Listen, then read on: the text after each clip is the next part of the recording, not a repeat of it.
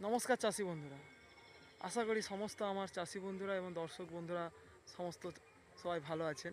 তো আপনারা আপনাদের প্রিয় YouTube channel Das village agriculture দেখছেন।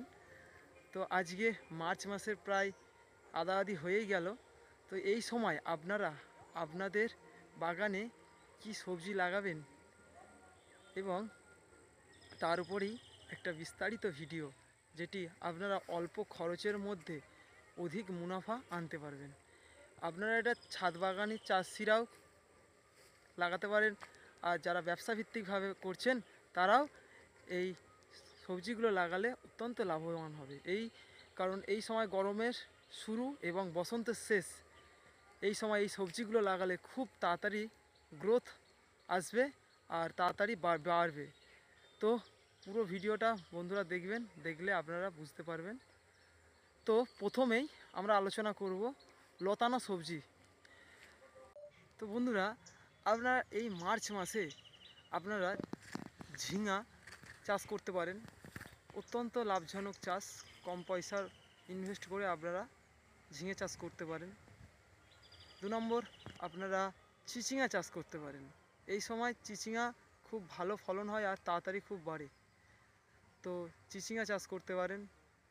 আর বন্ধুরা, তখন মার্চ মাসের প্রায় শেষের দিকে চলে এসেছি, তো এই সময় আপনারা পেঁপে চারা লাগাতে পারেন।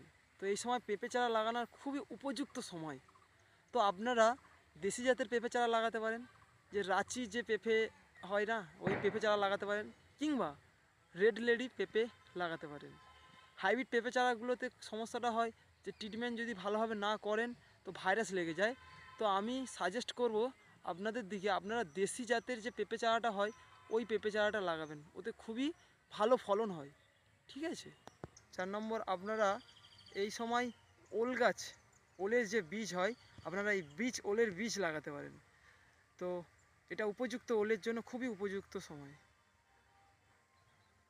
5 নম্বর, আপনারা এই সময় শাক জাতীয় সবজি, যেমন ধরুন লাল শাক, সাদা নোটে শাক, পুঁই শাক এবং কলমি শাক, এই ধরনের শাকসবজি আপনারা চাষ করতে পারেন। খুবই কম পয়সা ইনভেস্ট করে আপনারা একটা অধিক লাভবান হতে পারবেন। 6 নম্বর, আপনারা এই সময় ভেন্ডির চাষ করতে পারেন। তো ভেন্ডি খুবই লাভজনক এবং গরমে মধ্যে সারভাইভ করতে পারবে, তো এই ভেন্ডির চাষ আপনারা করতে পারেন।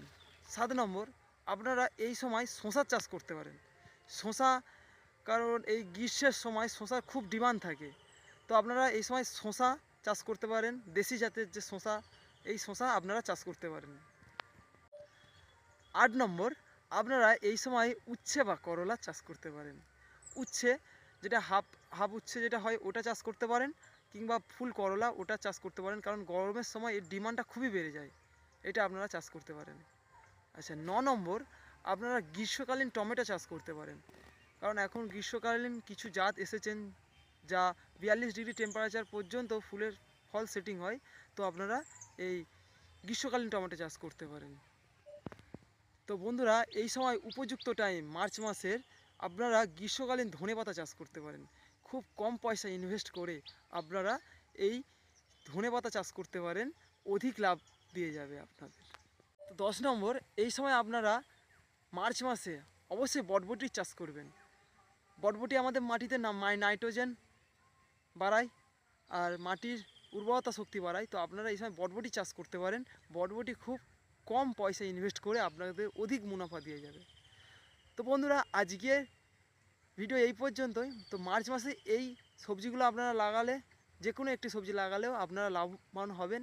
তো আপনারা অবশ্যই কমেন্টে জানাবেন যে মার্চ মাসে আপনারা কোন সবজিটা লাগাচ্ছেন। তো আপনারা অবশ্যই কমেন্টে জানাবেন, আর ভিডিওটা যদি আপনাদের ভালো লাগে তাহলে লাইক, কমেন্ট আর শেয়ার করে দেবেন। আর আমাদের এই কৃষিভিত্তিক ইউটিউব চ্যানেলটিকে আরও পরিবারটা বড় করার জন্য আপনারা অবশ্যই সহায়তা করবেন।